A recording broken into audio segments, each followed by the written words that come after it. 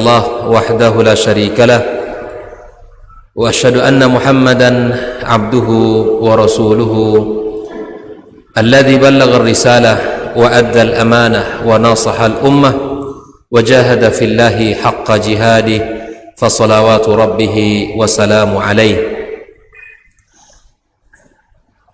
يا أيها الذين آمنوا اتقوا الله حق تقاته ولا تموتن إلا وأنتم مسلمون يا أيها الذين آمنوا اتقوا الله وقولوا قولا سديدا يصلح لكم أعمالكم ويغفر لكم ذنوبكم ومن يطع الله ورسوله فقد فاز فوزا عظيما سبحانك لا علم لنا إلا ما علمتنا إنك أنت العليم الحكيم أما بعد kaum muslimin, kaum muslimat, bapak-bapak, ibu-ibu, hadirin hadirat, jamaah salat maghrib dan isya rahimakumullah. Bersyukur kita kepada Allah Subhanahu wa taala atas limpahan nikmat dan karunia-Nya. Kita bisa berkumpul hadir dalam majelis yang mulia ini. Mudah-mudahan kita senantiasa dalam naungan Allah, mendapatkan ketenangan, merasakan kenyamanan dalam jiwa, dan mendapatkan limpahan curahan rahmat Allah, serta kita mendapatkan sebutan nama yang indah di hadapan para makhluk yang mulia di atas langit sana. Mudah-mudahan suasana seperti ini, kecintaan terhadap majelis ilmu senantiasa hadir dan senantiasa kita tumbuhkan dalam kehidupan kita, karena indikasi di mana Allah menginginkan kebaikan bagi setiap orang adalah Allah mudahkan jalan baginya untuk tafaqquh fid din. Kalau ingin tahu Allah itu cinta kepada kita, kalau ingin tahu kalau Allah itu menyenangi kita, maka lihatlah semangat kita, sejauh mana kita ingin belajar agama Allah.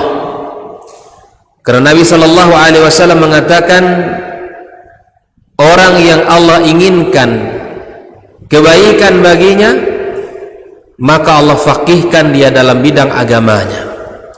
Salah satu jalan agar kita faqih dalam bidang agama adalah belajar.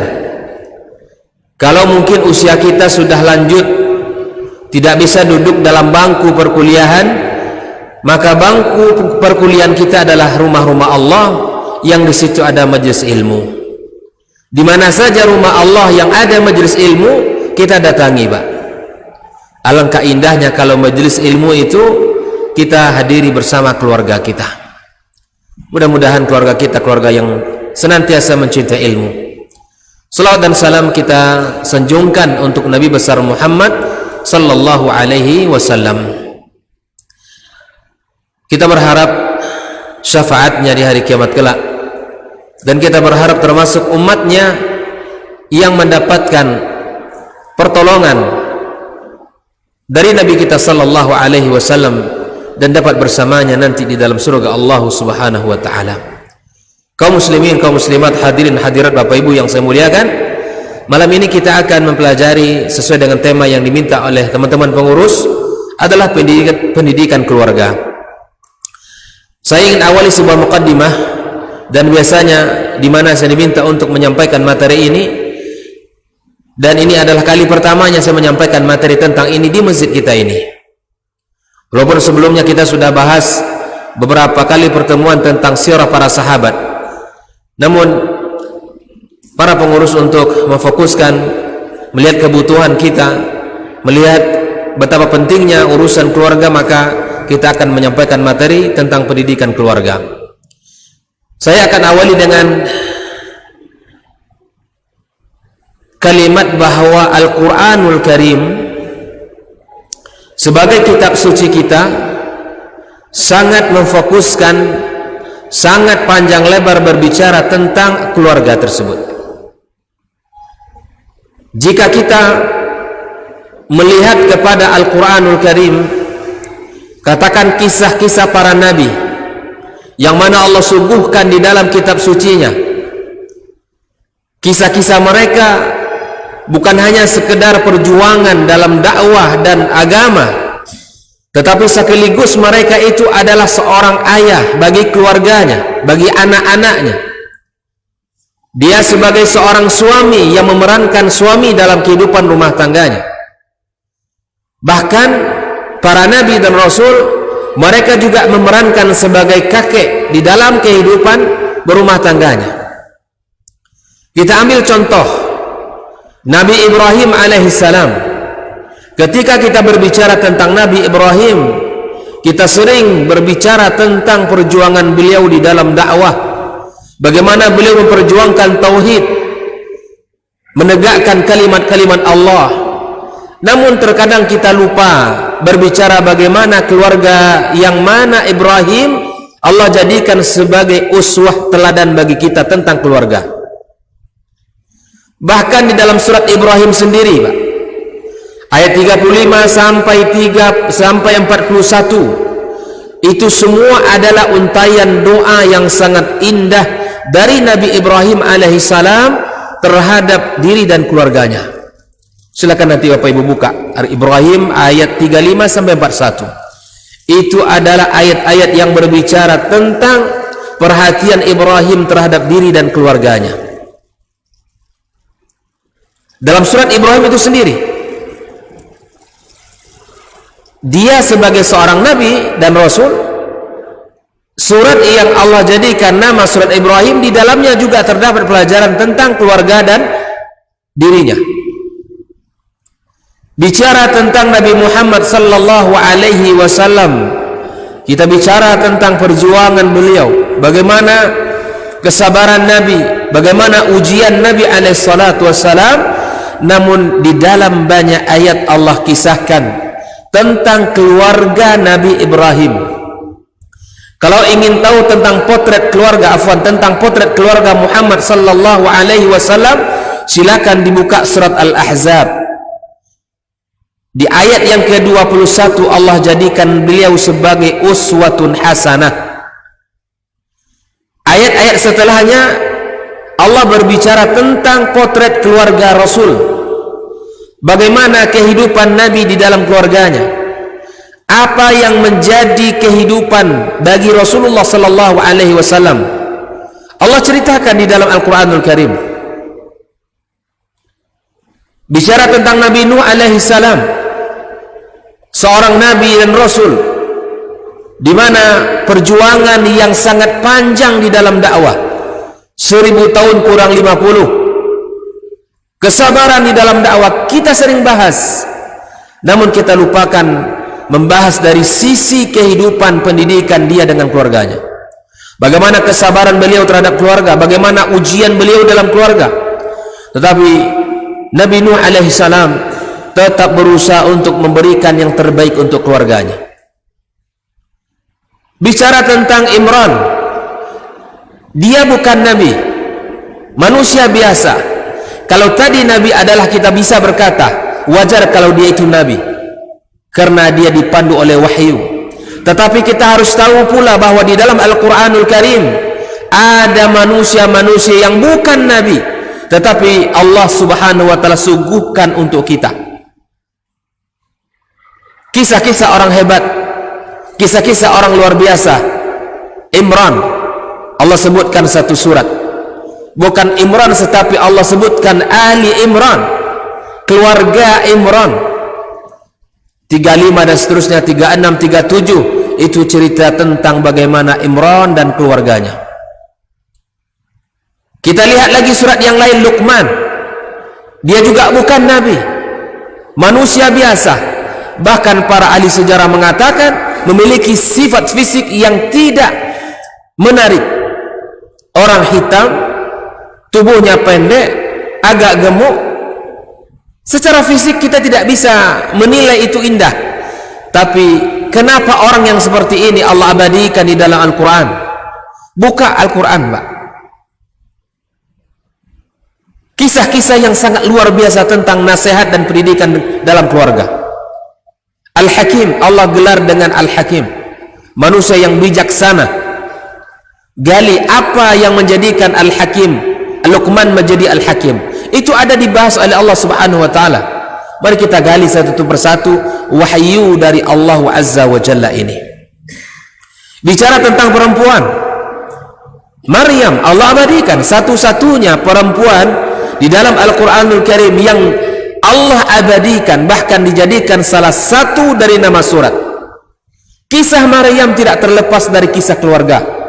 Kisah Maryam tidak terlepas dari pendidikan. Bagaimana keteguhan, kesabaran menghadapi fitnah. Ya, Maryam bagaimana dia melahirkan, menyendiri, jauh dari orang. Kesabaran Maryam di dalam mendidik anaknya. Maka kemudian kita sadar bahwa Al-Quran panjang lebar terhadap berbicara konsentrasi tentang keluarga. Namun sayang, kita sebagai hamba Allah yang beriman, orang-orang yang sudah belajar ke berbagai tempat, mungkin sudah ke berbagai pakar kita sudah belajar, kita tidak kembali kepada Al-Quran berbicara tentang keluarga. Allah hadirkan dua potret. Pertama, potret para nabi, agar kita bisa belajar kepada orang yang paling hebat dan mulia, agar kita bisa mengambil pelajaran dari mereka. Allah hadirkan manusia-manusia biasa, agar kita bisa juga belajar dari mereka. Ini pelajaran mahal untuk kita kaum muslimin. Nah, kenapa kita tidak memberikan perhatian besar terhadap keluarga? Padahal Al-Quran bicara panjang lebar tentang keluarga. Padahal ulama telah berbicara di antara durasi ibadah yang paling panjang adalah pernikahan. Ketika kita memulai qabiltu nikahaha bimahrin mazkur, artinya saat itu telah kita ambil tanggung jawab pendidikan keluarga, pendidikan istri kita dari orang tuanya berpindah ke kita. Sadar tidak sadar kita akui atau tidak kita akui, bekal di dalam membina rumah tangga sungguh sangat dangkal. Setelah kita menikah menjadi ayah, atau sebelumnya kita menjadi seorang suami, bagaimana harus menjadi suami yang baik? Terkadang kita tidak belajar dan kembali kepada Al-Quran. Bagaimana menjadi seorang istri yang baik? Tidak mengambil contoh dari wanita-wanita dalam Al-Quran. Dengan izin Allah kita punya keturunan, lalu kemudian kita menjadi seorang ayah bagi laki-laki dan seorang ibu bagi perempuan. Namun seperti apa ayah yang baik dan seperti apa ibu yang baik, terkadang kita tidak mau kembali kepada wahyu Allah dan wahyu dari Nabi kita sallallahu alaihi wasallam. Sebabnya kita tidak mengambil penting dalam masalah urusan keluarga. Terkadang kita merasa kita sudah cukup, kita sudah dewasa, kita sudah merasa belajar, dan kita sudah merasa banyak ilmu pengetahuan. Cukup sambil jalan kita akan bisa membina rumah tangga kita. Padahal Pak, ulama besar Al-Imam Al-Bukhari rahimallahu ta'ala di dalam kitab sahihnya menulis satu bab, al-ilmu qabla al-qawli wal-amal. Ilmu menjadi dasar sebelum kita beramal. Termasuklah amal yang kita bicarakan ini adalah keluarga kita. Seperti yang saya sampaikan, durasi ibadah yang paling panjang adalah kehidupan dalam rumah tangga kita. Alangkah meruginya kita kalau kita tidak berbicara ilmu tentang keluarga dalam kehidupan kita. Alangkah meruginya kita kalau kita tidak memiliki cukup bekal di dalam mengarungi kehidupan rumah tangga kita. Oleh ikhwani kaum muslimin, kaum muslimat rahimakumullah, kita akan melihat beberapa ayat Al-Quran yang menjadi panduan bagi kita bagaimana kita harus menjalankan kehidupan rumah tangga kita. Yang pertama surat At-Tahrim ayat 6. Ayat ini sudah kita hafal, bahkan anak-anak kita hafal. Allah katakan, ya ayyuhalladzina amanu qu anfusakum wa ahlikum nara. Inilah tugas utama kita sebagai seorang suami. Tugas utama sebagai seorang suami dalam rumah tangga, menyelamatkan dirinya dan keluarganya dari neraka Allah Subhanahu wa taala.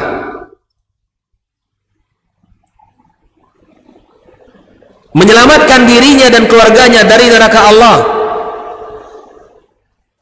Makanya para ulama ketika menafsirkan ayat ini, rata-rata mereka menukil perkataan Ali bin Abi Thalib. Pertanyaan kita, bagaimana cara menyelamatkan keluarga kita dari neraka Allah Subhanahu wa taala? Ali bin Abi Thalib menjelaskan ayat ini dengan dua cara. Yang pertama kata Ali, addibuhum. Jadikan dirimu dan keluargamu orang-orang yang beradab. Jadikan keluarga kita tumbuh subur dalam tingkah laku dan akhlaknya, adab yang mulia di dalam syariat ini. Yang kedua kata Ali bin Abi Thalib, allimuhum. Jadikan keluarga kamu, jadikan diri kamu dan keluarga kamu orang-orang yang berilmu. Dengan kita memiliki adab dan kita memiliki ilmu, insya Allah dengan dua itu saja cukup kata Ali. Kita akan selamat dan kita akan terbebas dari neraka Allah Subhanahu wa taala. Maka fokuskan pendidikan kita dalam rumah tangga. Bagaimana anak-anak kita, sebelum mereka kita didik, orang tuanya, ayah dan bundanya, suami istri harus mencerminkan bagaimana adab-adab itu di dalam Islam. Adab masuk rumah, ya, adab keluar rumah, ya, dan adab sesama pasangan suami istri. Bagaimana saling menjaga, tutur kata yang sopan, kehidupan rumah tangga indah, berkah, nyaman kalau kita saling menjaga. Karena bahasa tubuh, bahasa lisan akan mencerminkan isi hati kita semuanya. Maka sebelum anak-anak kita didik, maka kita sebagai orang tua harus berusaha untuk mempelajari adab-adab al-Islam yang mulia ini, sehingga orang tuanya menjadi uswah dan qudwah bagi anak-anaknya. Ini dua pesan Ali bin Abi Thalib agar keluarga kita terselamat dari neraka Allah. Jadikan dengan cara dua hal. Yang pertama, jadikan diri kita dan keluarga kita orang-orang yang beradab. Rasul sallallahu alaihi wasallam menyebutkan kaum muslimin, kaum muslimat, bahwa mukmin yang sempurna imannya adalah mukmin yang baik adab dan akhlaknya. Kalau kita sudah ngaji tauhid uluhiyah, tauhid rububiyah, asma dan sifat, kita mengaji akidah yang benar, maka sungguh cerminan akidah yang benar, tauhid yang benar tercermin pada akhlak yang mulia. Makanya Nabi sallallahu alaihi wasallam menjadikan indikasi mukmin yang baik adalah mukmin yang sempurna akhlaknya. Kata Rasulullah sallallahu alaihi wasallam, akmalul mu'minina imanan ahasinukum akhlaqa. Mukmin yang sempurna imannya itu adalah mukmin yang baik akhlaknya. Maka Ali berpesan agar terjaga keluarga kita dari neraka Allah, jadikan kita dan keluarga kita orang-orang yang beradab. Yang beradab.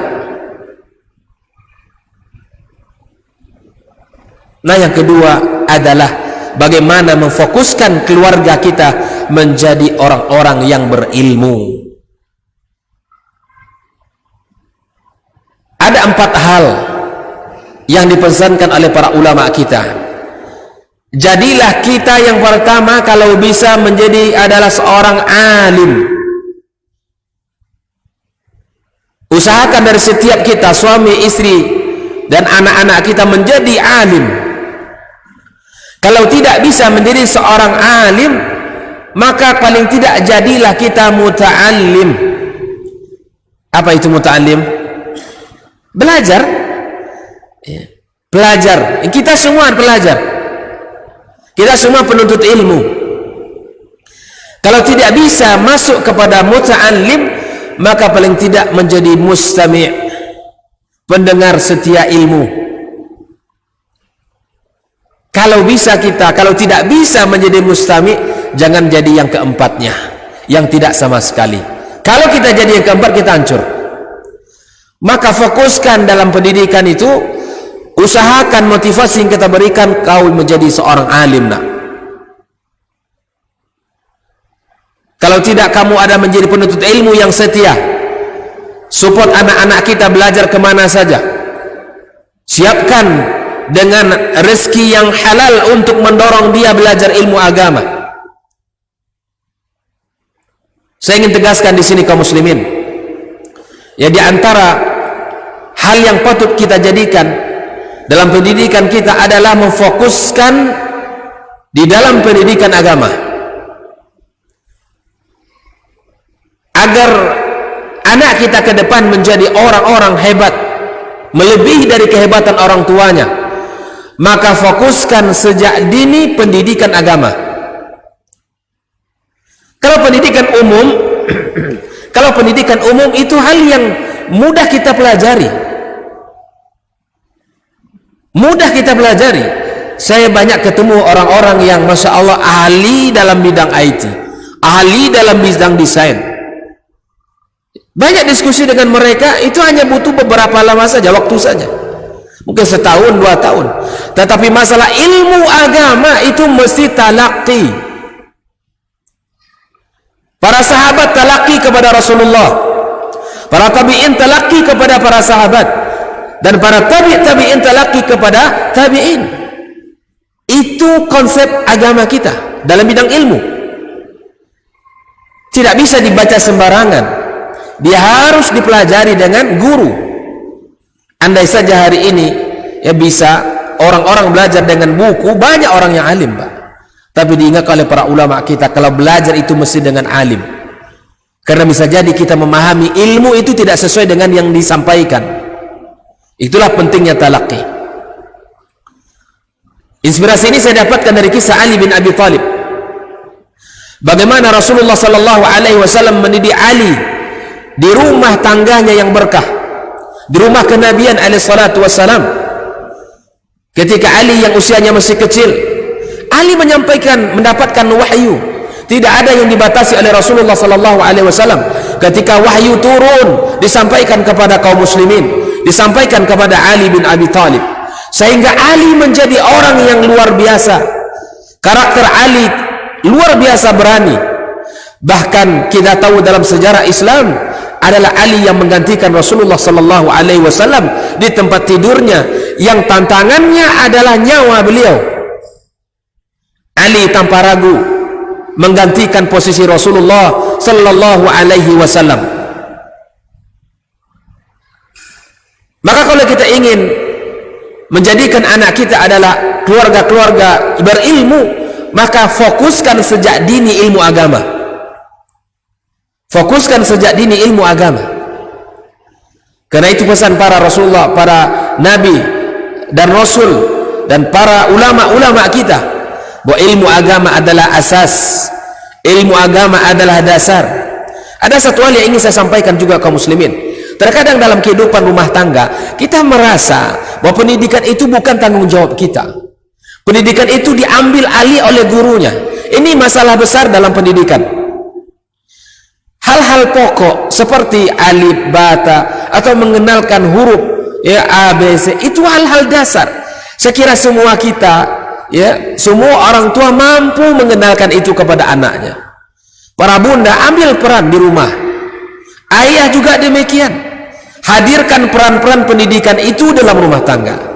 Jangan ini harus diambil oleh gurunya. Menyesal kita di hari kiamat kelak.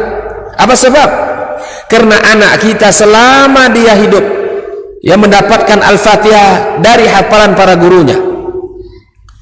Padahal setiap hari kita baca dalam salat kita. Ibu-ibu punya waktu untuk talkinkan Al-Fatihah pada anak kita. Betapa itu akan menjadi amal jariyah ketika setelah meninggal dunia nanti. Anak kita setelah balik dia baca Al-Fatihah. Al-Fatihah ini dari mana dia dapat? Dari bapaknya atau dari bundanya.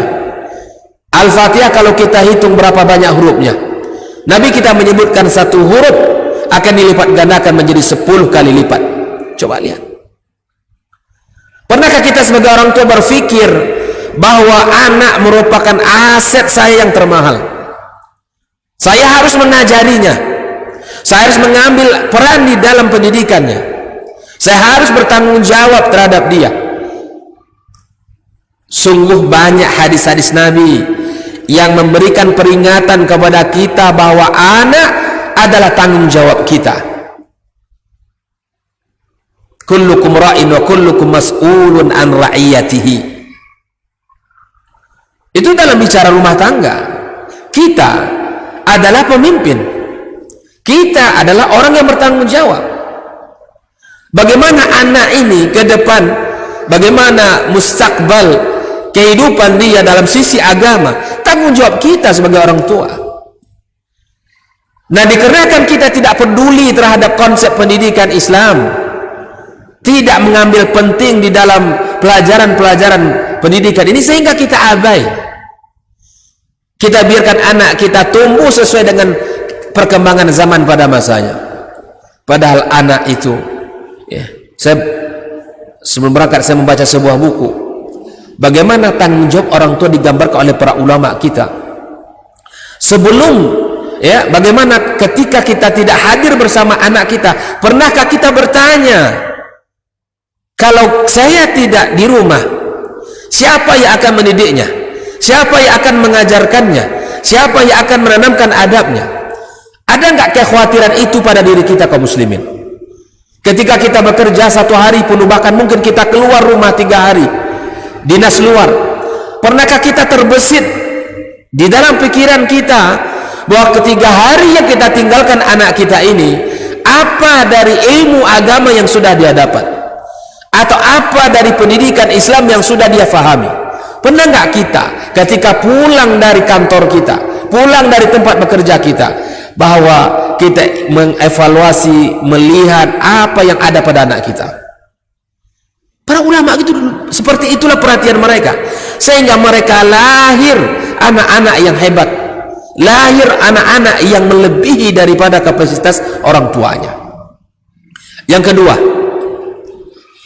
yang mesti dilakukan orang tua agar anak kita ini menjadi keluarga-keluarga berilmu, di samping memfokuskan pendidikan agama sejak dini, yang kedua, jangan batasi kemampuan anak kita di dalam belajar agama ini, wabil khusus di dalam menghafal Al-Quranul Karim. Jangan batasi mereka, keluarkan dari kotak kemampuan kita.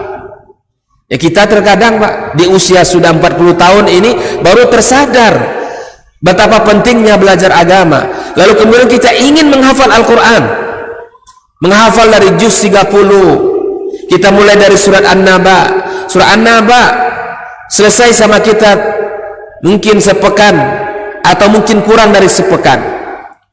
Setelah kita tersadar seperti ini, maka kita bersemangat mencari sekolah-sekolah agama agar anak kita menjadi penghafal Al-Quranul Karim. Dibuatlah dalam kurikulumnya bahwa anak ini menghafal, ya, selesai dari pendidikan SD-nya, selesai dari pendidikan dasarnya, menyelesaikan 10 juz atau 7 juz misalnya. Apa sikap kita setelah melihat kurikulum tadi? Kalau begini terlalu tinggi, jangan batasi Pak, karena anak kita itu lebih kencang dari kita. Nah, kita ini mesinnya sudah lambat. Jadi jangan diukur kemampuan anak kita dengan kemampuan kita. Harus kita keluarkan, harus kita bebaskan mereka dari belenggu pikiran kita tadi. Sungguh kesanggupan mereka, ya, jauh dari apa yang kita mampu. Ini yang kedua. Tolong kita perhatikan. Yang penting semangati dia. Tanyakan, sudah berapa ayat kamu hafal? Sudah berapa juznya? Support berikan semangat, lanjutkan, bahkan kalau bisa kita berikan reward kepadanya.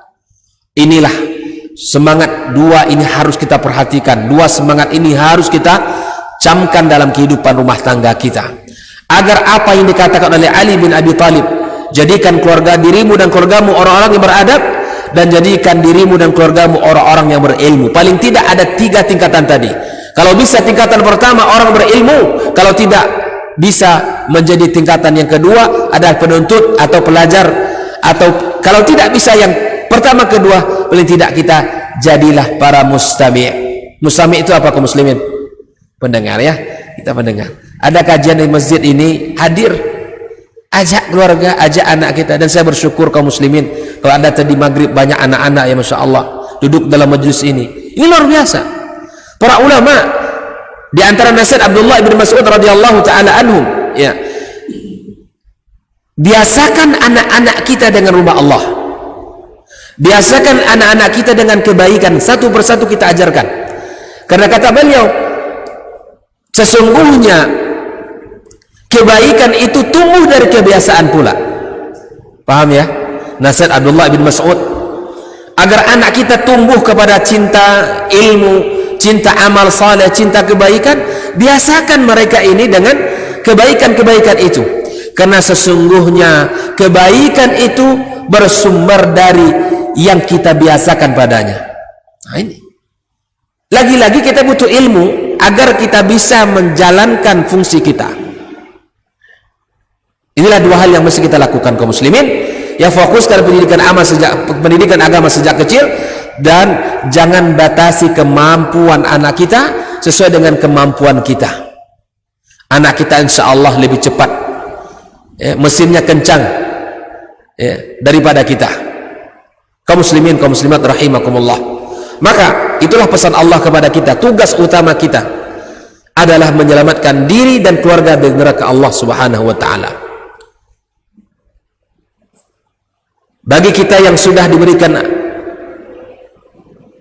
anak-anak oleh Allah azza wa jalla, maka pegang baik-baik amanah Al-Quran ini. Selamatkan diri dan keluarga kita, selamatkan mereka dari neraka Allah subhanahu wa ta'ala. Maka kita lihat bagaimanakah Rasulullah sallallahu alaihi wasallam memperhatikan keselamatan diri dan keluarganya dari neraka Allah subhanahu wa ta'ala. Ada sebuah kisah yang menarik kaum muslimin. Di zaman Rasulullah sallallahu alaihi wasallam, ketika Rasulullah melihat cucunya Hasan memakan kurma sedekah. Kita tahu bahwa Rasulullah dan keluarganya tidak memakan kurma sedekah atau tidak memakan, ya, makanan sedekah. Maka Rasul sallallahu alaihi wasallam ketika cucunya Hasan memakannya, maka Nabi langsung mengejar dan mengeluarkan kurma yang dimakan dari mulutnya itu. Nabi datangi Hasan dan Nabi congkel mulut yang mungil itu dengan jarinya yang mulia. Apa pelajaran kaum muslimin? Apa pelajaran yang bisa kita ambil? Bahwa mengawal anak kita dari hal-hal yang haram itu harus dibiasakan sejak kecil.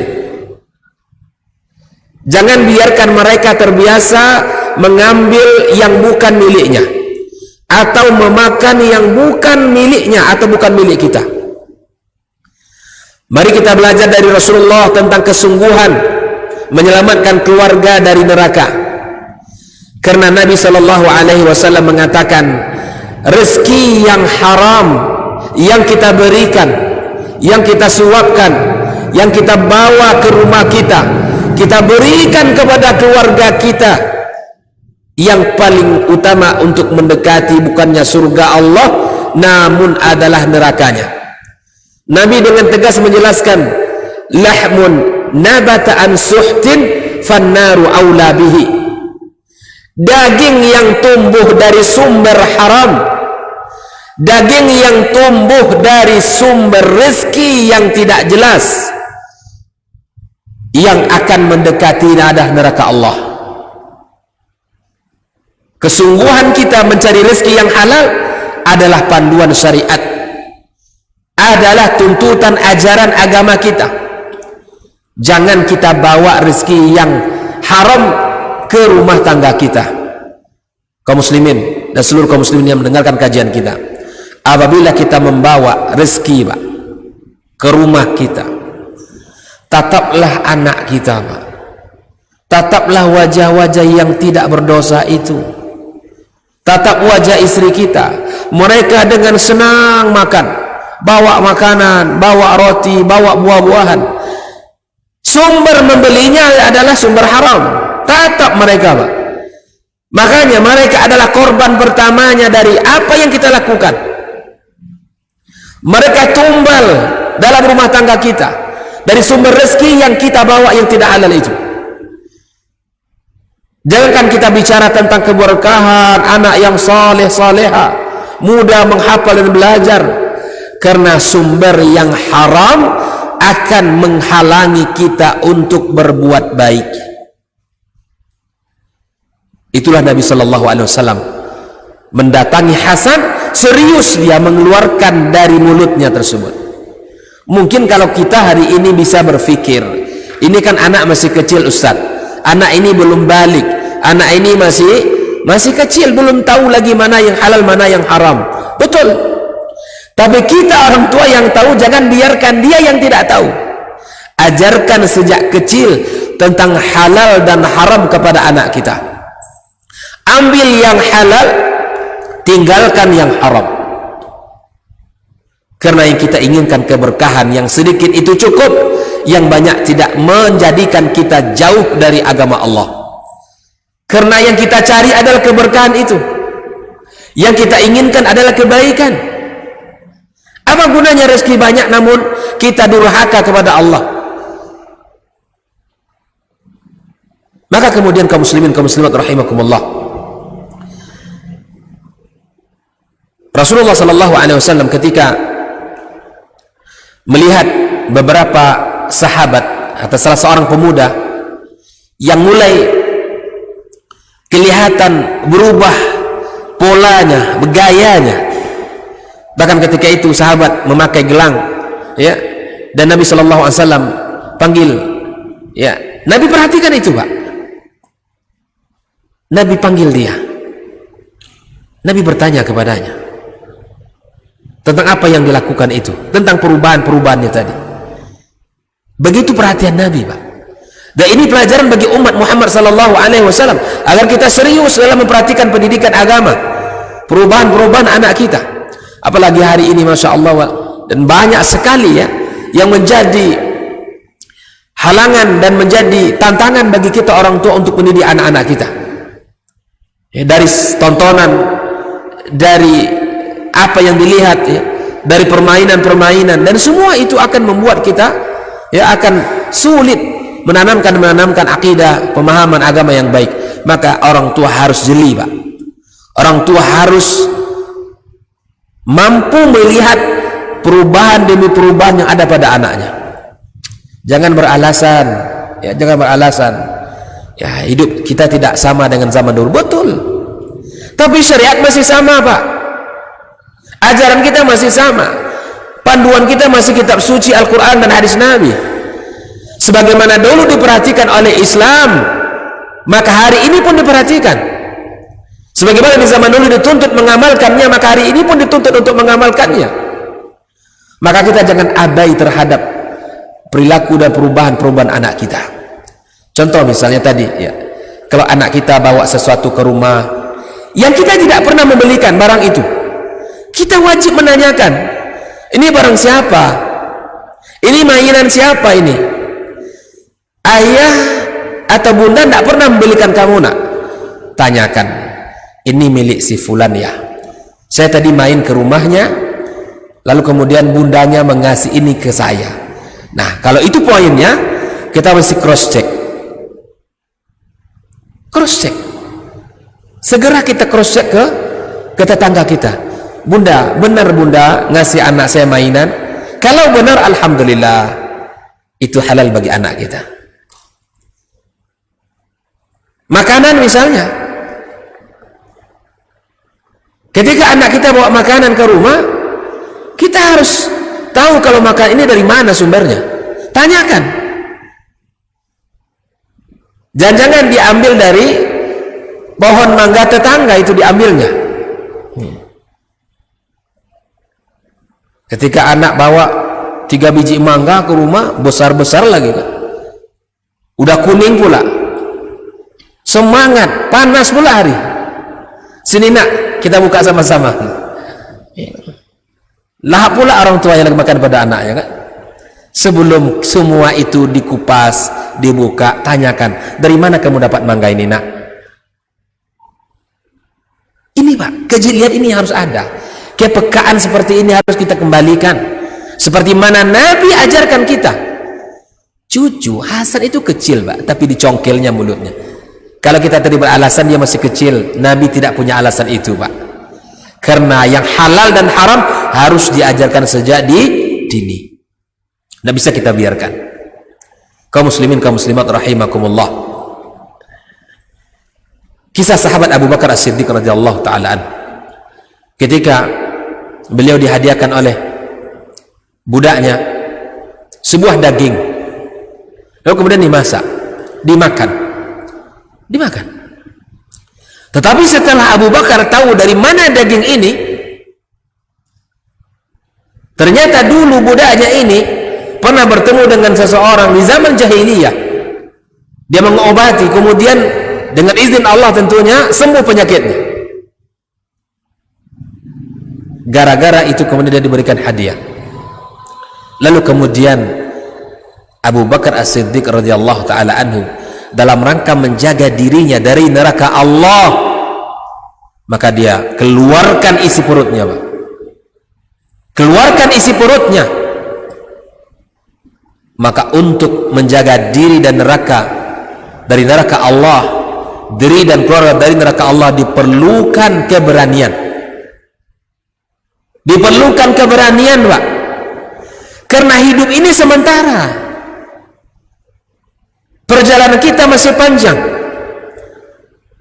Maka hari ini kaum muslimin, alhamdulillah dengan nikmat Allah berikan kepada kita, banyak di antara saudara-saudara kita yang sadar dengan pola pekerjaan yang sumbernya di paling tidak, kalaupun tidak haram adalah syubhat, berani mengundurkan diri. Banyak kepala-kepala ya, bank-bank konvensional yang mereka ini adalah tahu bahwa itu di situ adalah ada perkara-perkara riba, maka kemudian mereka mundur. Ini sikap yang bijak, karena untuk menyelamatkan diri dan keluarga dari neraka Allah, maka harus keberanian, karena keberanian itu sifat orang-orang yang beriman kepada Allah Subhanahu wa taala. Keberanian itu adalah salah satu sifat orang-orang yang memiliki iman yang kokoh kepada Allah Subhanahu wa taala. Kaum muslimin, kaum muslimat rahimakumullah. Maka At-Tahrim ayat 6 ini merupakan tugas utama yang Allah sebutkan di dalam tugas orang tua atau tugas suami dalam kehidupan rumah tangga. Saya belum bicara banyak tentang pendidikan anak Pak, belum. Karena kenapa? Karena harus kita dulu harus bicara. Orang tua, ayah, bunda harus bicara dulu. Karena kalau kita bicara anak, sementara kita belum tahu ilmunya banyak, maka dia tidak akan banyak memberikan manfaat. Maka saya akan awali pertemuan ini dengan bagaimana tugas-tugas kita sebagai suami dan istri di rumah tangga kita. Sebagai suami, sebagai kepala rumah tangga, tugas kita lihat kembali surat At-Tahrim ayat 6 itu. Sudah azan? Baik, kita dengarkan dulu.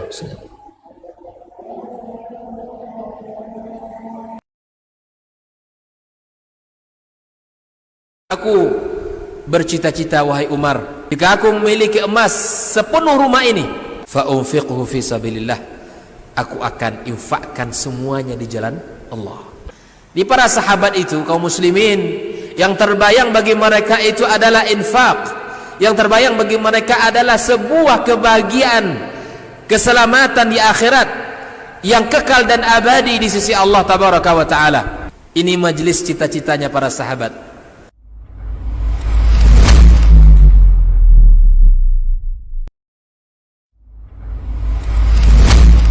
Kalau Umar ini subhanallah, yang diinginkannya itu generasi-generasi luar biasa, orang-orang hebat.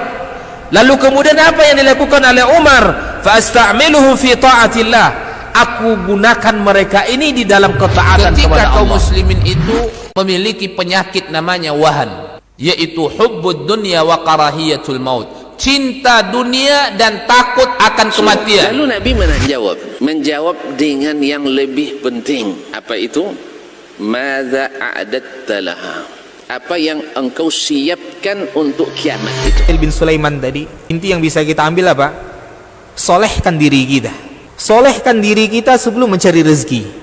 Karena kalau kita tidak soleh, kalau kita tidak bertakwa kepada Allah Subhanahu wa ta'ala dalam mencari rezeki itu akan terasa sulit.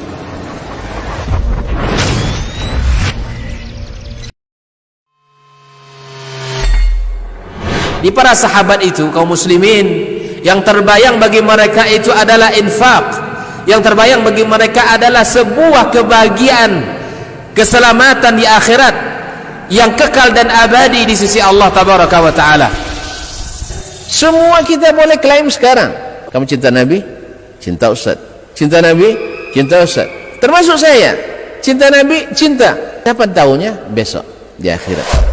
Maka apa kata Nabi sallallahu alaihi wasallam? Amalur rajuli biyadih.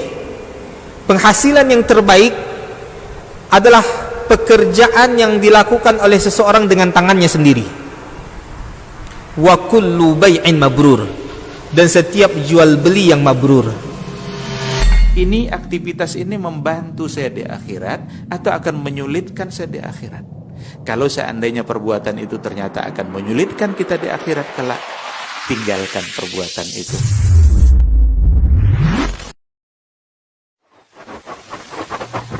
Barometer amal kita saleh tak salehnya di salat kita. Bila salat kita ikhlas dan sesuai dengan sunnah Nabi SAW, maka insya Allah amalan yang lain mengikuti. Ini aktivitas ini membantu saya di akhirat atau akan menyulitkan saya di akhirat? Kalau seandainya perbuatan itu ternyata akan menyulitkan kita di akhirat kelak, tinggalkan perbuatan itu.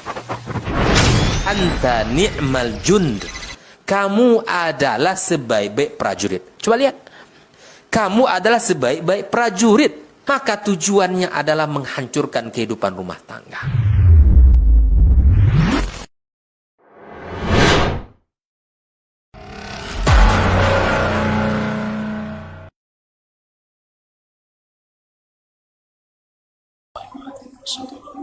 وبعث مقام أحمد الذي وعد إنك لا تخلف الميعاد رب هب لي من الصالحين رب هب لي من لدنك ذرية. Bismillahirrahmanirrahim. Kita lanjutkan. Pada waktu yang sekian insyaallah akan sampaikan beberapa amalan-amalan yang patut kita bangun dalam rumah tangga kita. Sebagai tugas suami dalam rumah tangga, maka pertama, amalan-amalan yang patut kita hidupkan dalam rumah tangga yang paling utama dan pertama adalah ta'atullahi wa rasuluh, mentaati Allah dan mentaati Rasulullah sallallahu alaihi wasallam. Karena kunci kemenangan dan kebahagiaan adalah taat kepada Allah dan Rasulnya. Sebagaimana Allah Subhanahu wa taala gambarkan dalam sebuah firman-Nya, "Wa may yuti'illaha wa rasulahu yudkhilhu jannatin tajri min tahtihal anhar khalidina fiha wa dzalikal fawzul azim."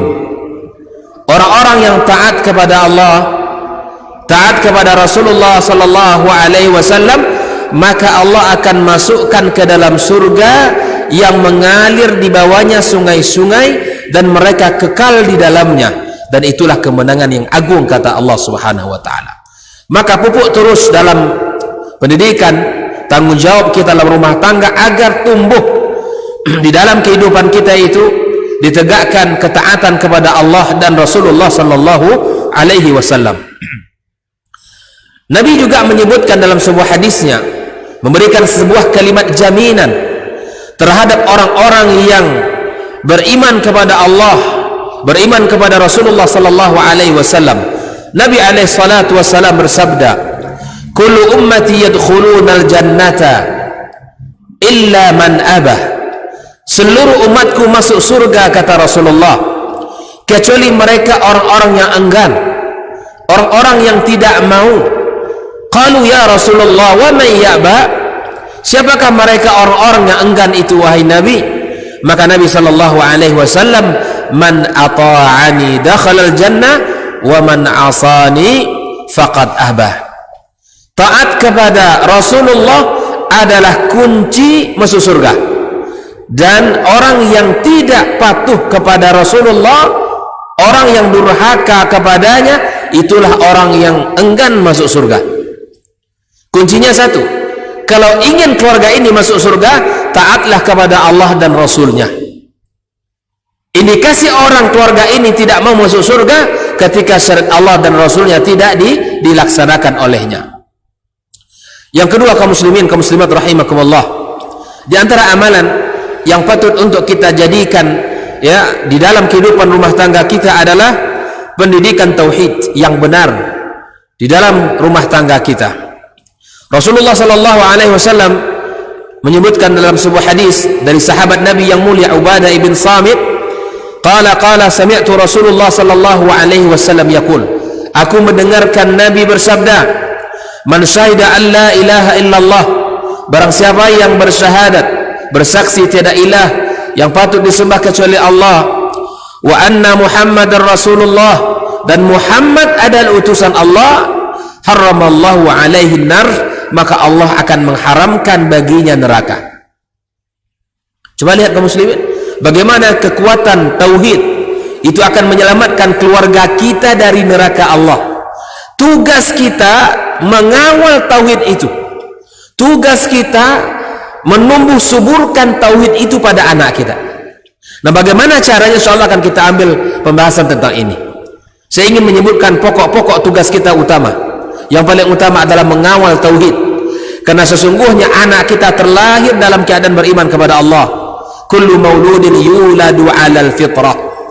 Anak terlahir dalam keadaan iman, fitrah beriman. Maka tugas kita mengawal keimanan itu, mengawal tauhid yang telah Allah berikan dalam jiwa anak kita. Kaum muslimin rahimakumullah, yang ketiga adalah mendidik agar keluarga kita semua menjadi orang-orang yang memiliki akhlak yang mulia. Seperti kita sampaikan di awal, kita lihat hadis Rasulullah sallallahu alaihi wasallam ya, dari Abdullah ibn Mas'ud radhiyallahu taala anhu, qala Rasulullah, ala ukhbirukum biman yahrumu 'alan nar atau biman tahrumu 'alaihi nar. Kata Rasulullah, maukah aku sebutkan orang yang diharamkan baginya neraka, orang yang Allah haramkan baginya neraka? Maka Nabi sallallahu alaihi wasallam mengatakan, kullu qaribin hayyinin sahlin, setiap orang yang memudahkan urusan, yang lembut, yang santun, itu orang-orang yang memiliki akhlak yang mulia. Ini akan masuk surga kaum muslimin. Orang yang akhlaknya mulia, adabnya mulia, maka akan Allah masukkan ke dalam surga.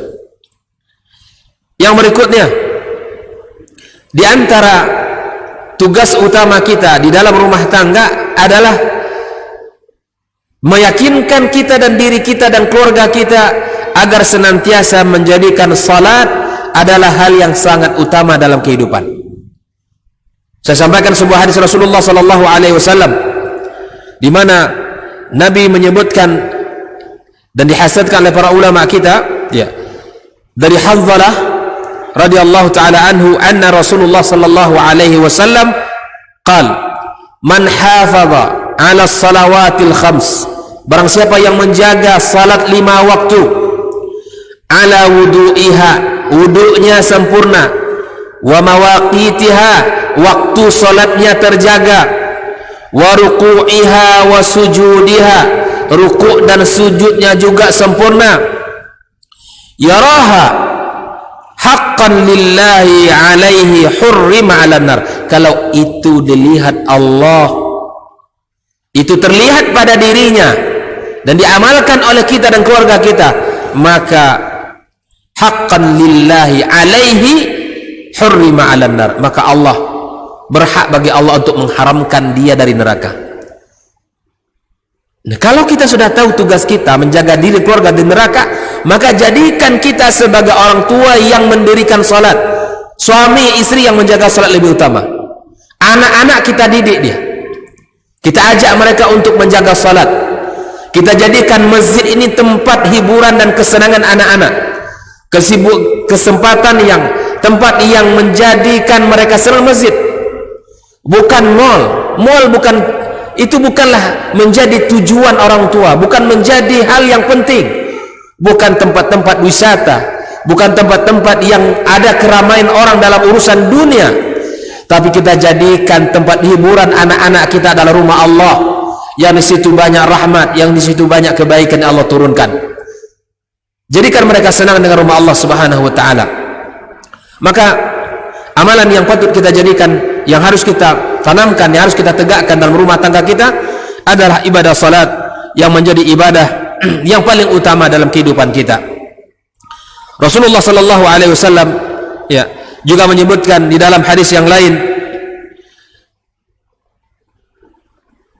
dari Ummu Habibah Ummul Mukminin, istri Rasulullah sallallahu alaihi wasallam, qalat sami'tu Rasulullah sallallahu alaihi wasallam yaqul, aku mendengarkan Nabi kita bersabda, man hafadha ala 4 raka'atin qabla adh-dhuhr wa 4 ba'daha haramallahu 'alan nar.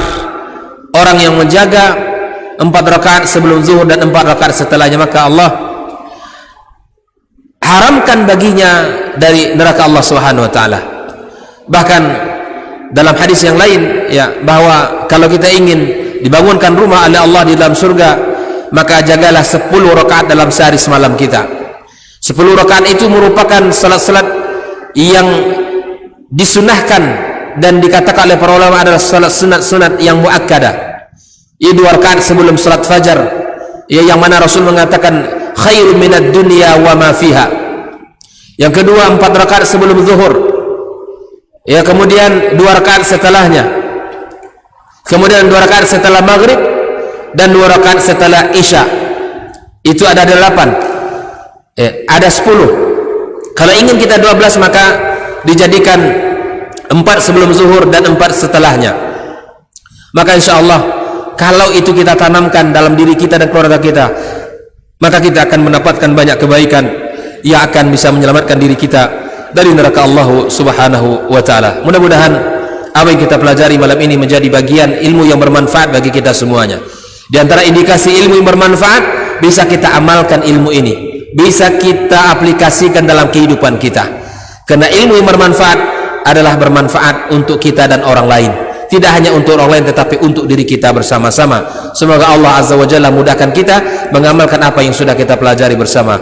Subhanakallahumma wa bihamdika asyhadu an la ilaha illa anta astaghfiruka wa atubu ilaik. Wassalamualaikum warahmatullahi wabarakatuh.